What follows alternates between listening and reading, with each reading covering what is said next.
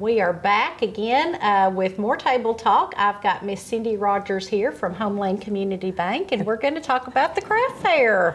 It's that time of year. I know. It's hard to believe, isn't it? Everybody's getting ready to do Christmas shopping, and I guess you all, took a break for a couple of years, had lots of sickness going on. Yes. But what made you decide, the bank decide that it was time to bring it back?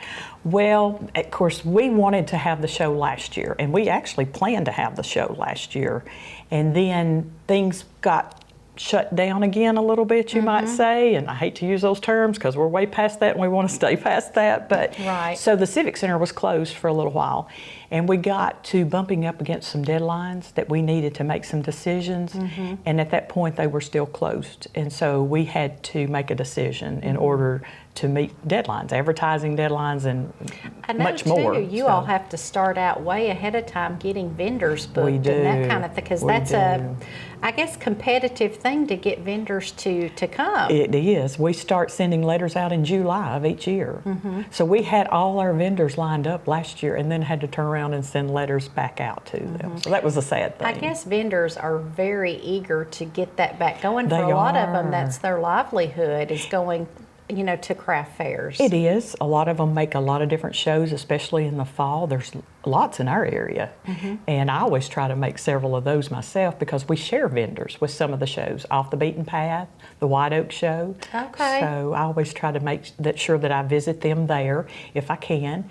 And then, of course, the public. I've had numerous people come up and say, we're so glad that the Arts and Crafts Fair is coming back this year. So we hope that's creating the interest, and we're excited about that. Well, I've been excited. Nobody's really gotten out and participated in anything like that. I think probably Bell Buckle was the first thing we had in a few years. And we actually share a vendor or two with Bell Buckle. I mustn't forget them. So yes. So y'all are back at the Milner. Is this your first time since it's opened the back renovations? Up? Yeah. So that's going to be nice. So this is our 51st year. Our 50th anniversary, of course, they were closed with renovations, and that was at the Warren County Fairgrounds, if you remember. And that was in September of that year, in order for weather accommodations.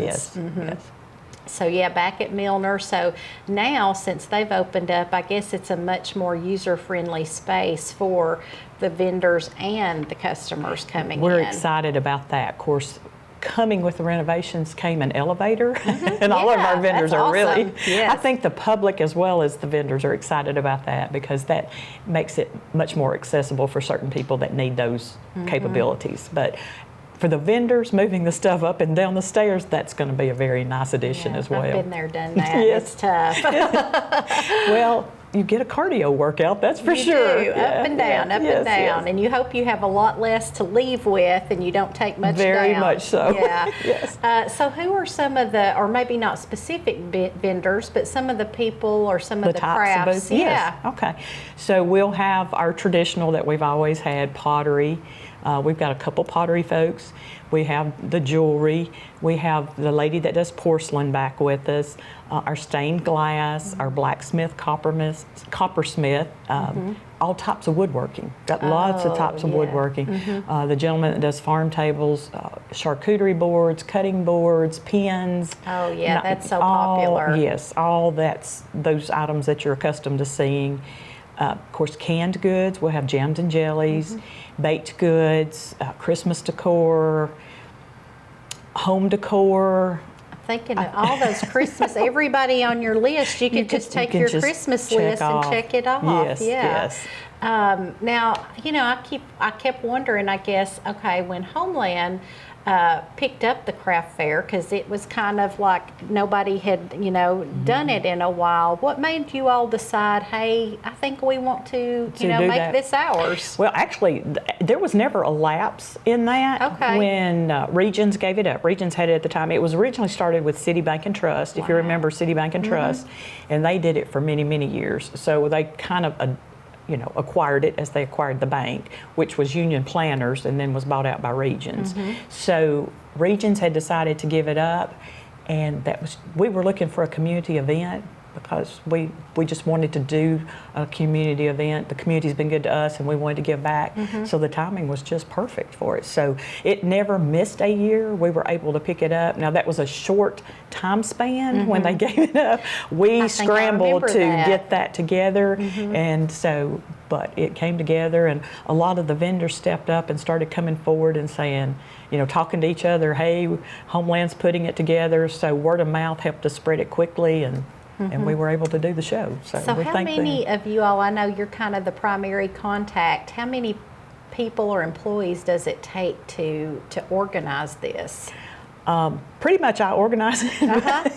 Well, of course, it's a team effort. There's everybody's helping, but you always have one person to answer the questions and that kind of thing. But it takes our entire staff for the weekend to help with the show, and I would think so. It's definitely a team effort. I know you guys always up front, friendly, and some years have handed out shopping bags to we'll people. Have each morning we've got 250 shopping bags to give away. We'll again have our $250 cash giveaway, so be sure and register for that. Our vendors are always gracious with their goods, so we have door prizes every hour on the hour, and lots of times we've got 3 and 4 because they're so giving of their craft and their talent. So let's talk about, just as a reminder to everybody, the weekend that it is and the times. Let's go through that. Okay, of course it's next weekend, so we're excited about that. So November the 18th on Friday, the doors will open at 10 a.m. and we close at 8 p.m. And then Saturday on November the 19th, the doors open at 10. So they open at 10 both mornings, and we close at 6 p.m. on Saturday. Okay.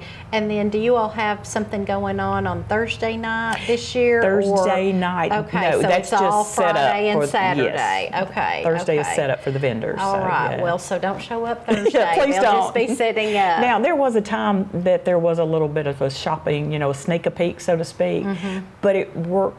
It worked good for some vendors and not for others, and some vendors needed more time to set up because some of those work other jobs, right? And this is a little side business, so we are trying to help them out as well. Yeah. Well, that's great. Well, we look forward to it. We hope for good weather so everybody will get out. And I think it's supposed to be a little cooler. Oh, yeah. So that'll get us in the Christmas spirit. I know. When you said the 18th and 19th, it is hard to believe that this month we're so far into November already. And so I advise everybody to go because your Christmas time is just getting shorter and shorter, isn't it? It's here.